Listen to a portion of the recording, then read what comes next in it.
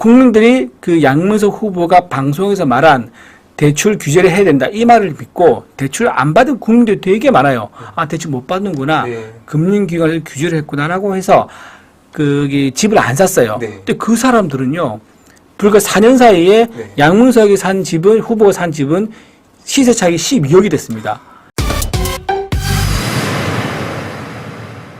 그 이제 이전에 이제 조국 저격수 네. 그 당시에 참 이제 내용을 보면서 이제 어떻게 딱 보이잖아요. 사건 보면 네.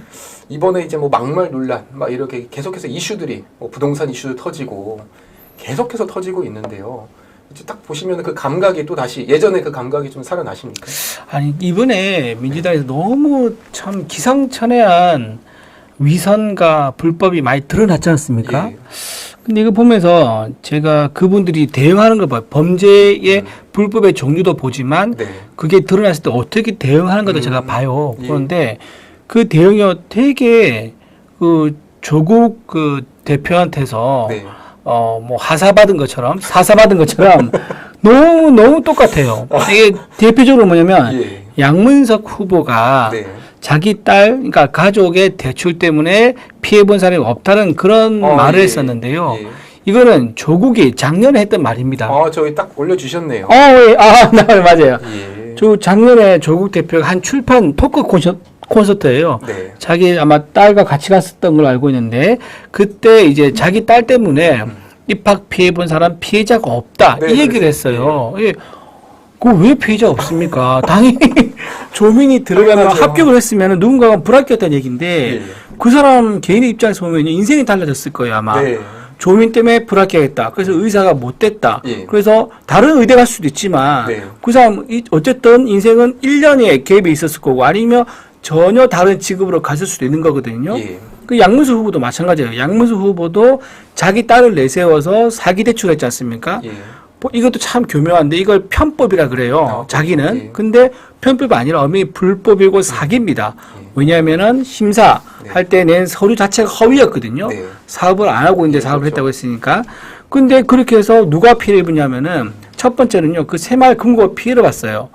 왜냐하면 새마을고 대출 심사를 하거든요. 예. 대출 심사 업무를 방해한 거예요. 그렇죠. 그래서 이건 대법원 판례가 있습니다. 예. 금융기관의 심사 업무를 방해한 거에 대해서는 불법으로 규정하고 처벌을 했어요. 예. 그리고 두 번째 피해자가 누구냐면 이 허위 서류 때문에 이게 사업 자금을 빌리지 못한 예. 대출 순위에서 밀린 사업자들이 있습니다. 그렇죠. 그 영세 사업자들이 피해자인 거예요. 네. 벌써 피해자 2명이지 않습니까? 예. 세 번째 피해자 또 있습니다. 예. 양문수 후보가 뭐라고 했냐면은 예. 그 방송에서 이런 얘기 했습니다. 여러분, 그 부동산 담보 대출 이 규제를 강화해가지고 서민들이 집을 못 사게 해야 됩니다. 라는 그런 취지로 얘기했어요. 예. 그게 무슨 의미냐면은 집값이 막 오르니까는 네. 대출을 규제해서 사람들이 집을 못 사게 만들어야 한다. 그러면 집값이 떨어질 거라는 아주 단순한 이제 주장이 논리로 폈는데 그러면서 본인은 어떻게 했냐면요. 대출을 했잖아요. 처음에 대부업에서 밀렸죠. 맨 처음에 대보험, 그 사금융에서. 예, 그게 20%짜리. 엄청 고금리 대출인데 나는 거기에 뭔가 어둠에 그 무슨 진짜 비밀이 있을 것 같은 생각이 들어요. 지금 저도 그게 찾고 있는 중인데 거기서 한 6개월인가 버티다가 나중에 그거를 20% 이자가 얼마나 셉니까? 뭐 1,000만 원 정도 뭐 나온다고 하더라고요. 왜? 그러니까 그거를 못 버티니까 자기 딸을 이제 사업자 대금으로 빌려서 그 갚고 예. 그 다음에 이제 나머지 또 이제 자기 딸 용돈 주고 유학도 보내고 나머지 생활비 썼겠죠. 네. 예, 그렇게 했어요. 그러니까 국민들이 그 양문석 후보가 방송에서 말한 대출 규제를 해야 된다 이 말을 믿고 대출 안 받은 국민들이 되게 많아요. 아 대출 못 받는구나. 네. 금융기관에서 규제를 했구나라고 해서 그 집을 안 샀어요. 네. 근데 그 사람들은요. 불과 4년 사이에 네. 양문석이 산 집은 후보가 산 집은 시세 차익이 12억이 됐습니다. 그러니까 30억에 사서 42억인가 됐어요. 네. 12억을 벌었고요. 네. 그때 대출 안 해서 집을 안 산 서민들은요. 상대적으로 벼락 거지가 된 거예요. 그렇죠. 예. 그러니까 이렇게 금융기관 네. 그리고 누군가 영세 사업자 그리고 국민들 이 피해자가 벌써 세 명이나 되는데 피해자가 없다는 그런 황당한 소리를 하는 그 뻔뻔함에 너무 저는 너무 전 화가 납니다.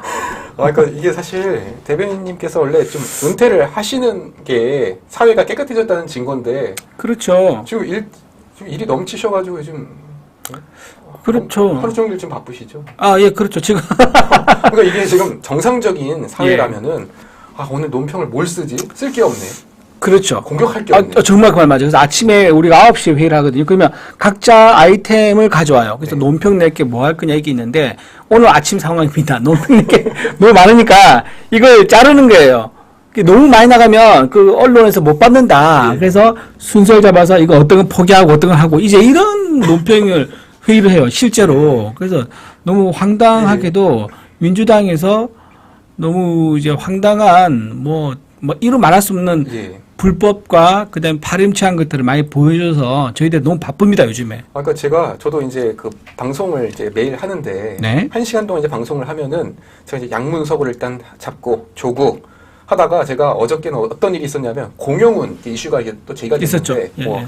뭐 딸을 뭐 채용을 했니 마니 뭐 이런 네. 이슈가 있는데 아, 시간이 부족해가지고 못했죠. 넣을까 말까 하다가 한 10초를 언급하고 바로 넘어갔거든요. 예, 공룡 잠깐 말씀드려도 되나요? 예. 공룡 후보가 네. 이제 아들 문제 여러분 보셨을 거예요. 아들한테 군에 있는 아들한테 예. 군대 복무 중인 아들한테 집을 네. 증여를 했죠.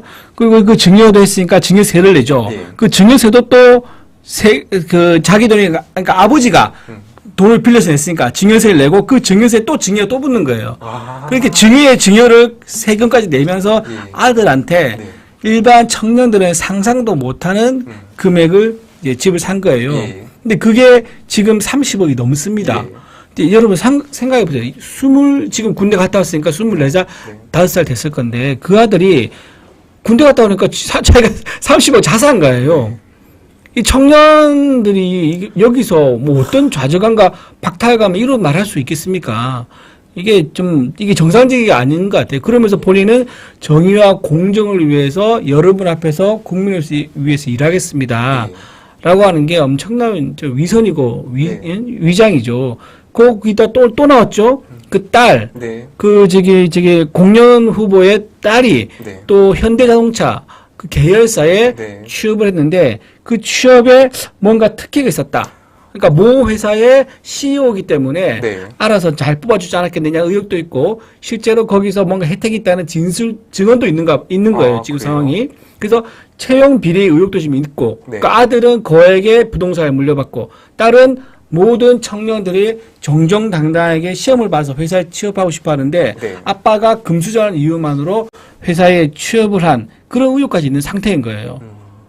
참 이러니까 지금 2030에서 사실 이제 원래 청년 세대가 이제 그동안 이제 좀 민주당을 지지하는 이런 네. 성향이었는데 이번 총선은 희한하게요. 2030이 지금 약간 동률까지 왔고 그리고 아직까지 결론 못 내렸다가 지금 상당히 20, 30%가 나와요.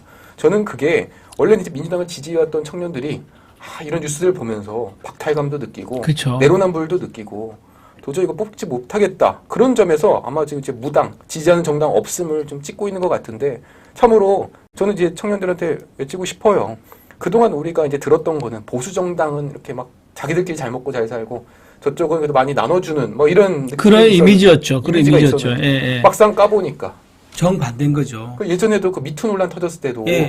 항상 뭐 우파 쪽이 뭐 더럽다니 막 이랬는데 막상 까보니까 다 이쪽이었지 않습니까? 그죠. 오거돈 전 부산시장, 안희정 그 충남도지사, 예. 그다음에 박원순 서울시장 네. 전부 다 권력, 그러니까 기관장으로 하면서 그 여비서라든가 예. 여공무원들한테 한 성추행 아닙니까? 네. 그리고 그걸 덮으려고 얼마나 조직적으로 그걸 다 감쌌었어요. 예. 그러니까 거기 관련되신 분들 전부 다 지금 재판받고 네. 있는데도 불구하고 얼마 전에는 안희정 씨가 무슨 단합대회인가 가가지고 그래요? 단체 사진을 올린 적이 있습니다. 최근에요? 몇 개월 전에요. 몇 개월 전. 근데 그때는 안희정 씨가 이번에 설마 선거에 나오는 거 아니야? 전부 다 너무 놀란 거예요. 예. 아니 피해자가 명백하게 그 나온 자체가 2차 가해죠. 네. 근데 그 사진을 보면 너무 놀라운 게 안희정 씨 주변에 같이 간 이제 산에 같이 가신 분들 있어요. 네.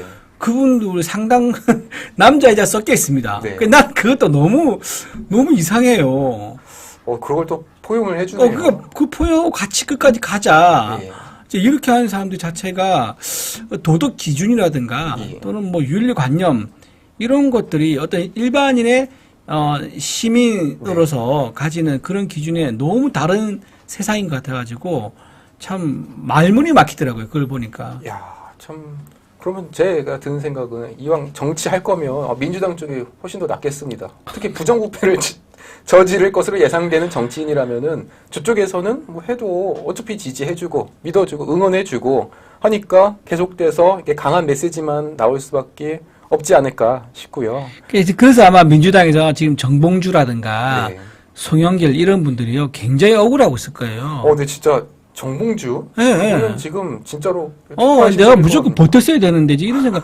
왜냐하면 자기 입장에서 보면은요 이분들 지금 뭐 박민규, 양문석, 네. 공영은, 양분함, 김준혁 이런 분들 8인차 수준이요. 예. 결코 정모지 더 나쁘지 않아요. 이분들하고 다 또이또해요. 네. 근데 본인만 지금 잘렸지 않습니까? 송영길도 감옥 가 있고. 이재명, 조국은 2심 유죄, 네. 이치가 2년 받았죠. 네. 그리고 지금 이재명은 지금 기소가 돼서 아주 유력한 지금 혐의가 지금 있는 네. 거고요. 근데 송영길은 이제 막 사건 시작하고 있는데 깜빡이 있어요. 그러니까 본인이 억울하다고 하죠. 예. 그러니까 이것도 참 웃긴 거예요. 자기들 내에서도.